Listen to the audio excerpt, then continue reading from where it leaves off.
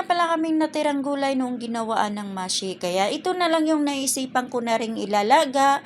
At yan nga pala ay magawa lang din ako ng sausawan dyan na suka, paminta at saka asin. Ito na nga pala yung gulay na aking gagawin. Na syempre hindi na nawawala yung litos bawat luto ko dito pagdating sa mga gulay.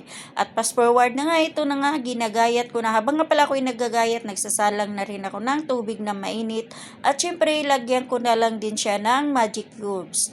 At nung natapos na nga ako pagsalang ng magic cubes, nilagay ko na nga pala yung talong. At pagkatapos naman, hainin ko lang yan at isusunod ko na rin yung bagyo beans. Mabilis ang luto lang naman to kasi hindi na ako gumamit pa ng steamer kasi hindi naman karamihan yung aking lutuin. Kakaunti lang naman. At pagkatapos nga pala ng beans, isunod ko na rin yung lettuce. Yung lettuce nga pala pag niluluto kasi may nagtatanong sa akin kung mapait ba daw. Sabi ko hindi. Para lang din siyang pichay pag naluluto. Kahit ma-overcook mo pa siya, hindi mo talaga siya malalasahan ng mapait. At yun nga pala yung sausawan aking ginagawa. Ayun nga pala ay asin at paminta at suka. At ito na nga yung aking pagkatapos ng pagluluto.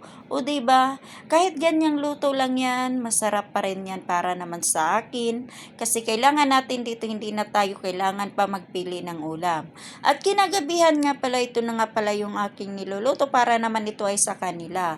Kasi dito naman ay malaya nga pala ako magluluto ng pagkain ko. Ito nga pala ay biryani.